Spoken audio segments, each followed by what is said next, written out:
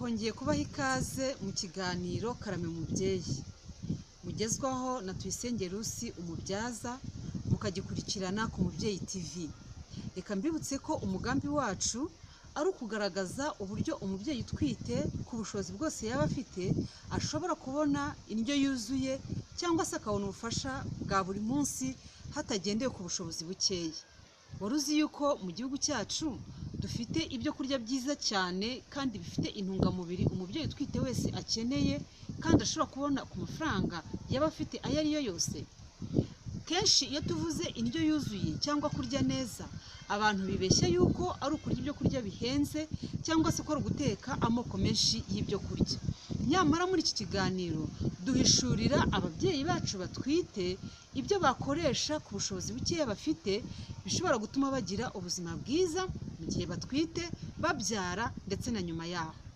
Muri aka kanya rero tugiye kuganira ku byo kurya byitwa soya. Mubyeyi utwite unkurikiye, mbese wari uzi ko soya ari byo kurya byiza cyane umubiri wawe ukeneye kugira ngo ubashe kugira ubuzima bwiza ndetse n'umwana utwite?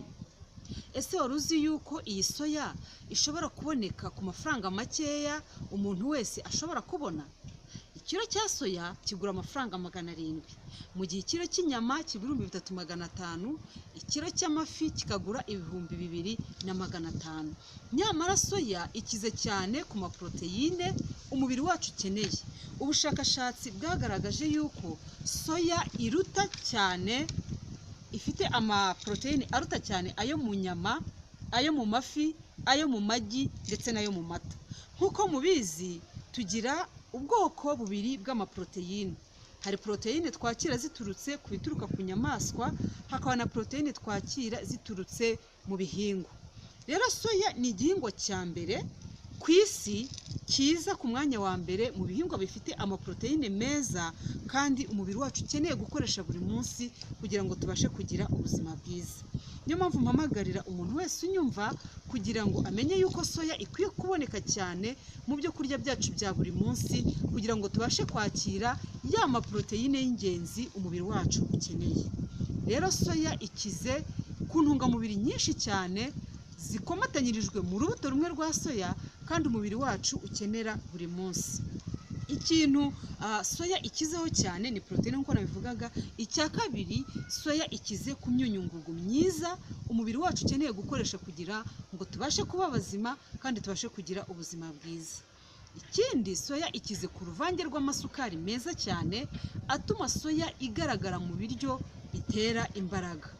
Ikindi soya ikizeho, ikize ku mavuta y'umwimerere meza umubiri wacu ukoresha ndetse ntitugire ikibazo cya cholesterol. Ifite rero ubushobozi bwo kuturinda indwara zitandukanye ndetse n'indyo mbi cyangwa se bwaki nk'uko bamwe na bamwe bajya babyita. Mubyeyi utwite unkurikiye, wari uzi yuko soya ari ibyo kurya warya wowe n'umwana wawe mukagira ubuzima bwiza? Nyamara se ni ryari soya ikwiye kuribwa n'umubyeyi utwite? Nubwo soya ari nziza ku buzima bwacu, ariko ku mubyeyi utwite hariho umwihariko. Mubyeyi utwite unkurikiye, wirinde kurya soya cyane cyangwa se kurya soya nyinshi, kubera ko ubushakashatsi bwagaragaje ko iyo umubyeyi utwite ariye soya nyinshi, ya soya yongera umusemburo wa estrogene mu maraso y'umubyeyi utwite, kandi n'ubundi umubyeyi utwite aba asanzwe afite estrogene nyinshi. Iyo rero soya ibaye nyinshi mu mubiri we, ituma ya estrogene yiyongera ikazamuka cyane, ikaba yateza ingorane umwana uri mu nda, kubera ko umwana uri mu nda agira ikibazo kuri uyu musemburo wa estrogene iyo ubaye mwinshi. Ubushakashatsi bwagaragaje ko iyo uyu mubyeyi utwite atwite umwana w'umuhungu, ashobora kuzavukana ikibazo mu nzira y'inkari cyangwa se mu mpyiko. Ikindi ubushakashatsi bwagaragaje ni uko uyu mubyeyi utwite ufite estrogene nyinshi ashobora kuzagira ikibazo cyo kuzarwara kanseri y'ibere. Mubyeyi utwite unkurikiye rero, ndagira ngo nkubwire ngo niba uvuka mu karere soya zeramo cyane, umenye ko soya atari ibyo kurya byawe bya buri munsi, cyangwa se udakwiye kurya soya nyinshi kubera ko ihari, ahubwo ukwiye kuyirya kubera ko umubiri wawe uyikeneye kandi ugafata za ntungamubiri ukeneye. Soya rero ikwiye kuribwa bitarenze iminsi 3 mu cyumweru.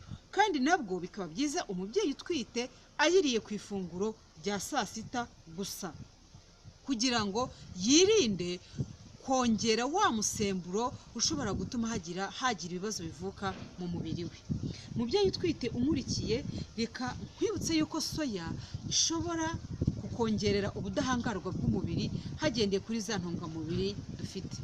Ese umubyeyi utwite yategura gute soya kugira ngo ibashe kumugirira akamaro?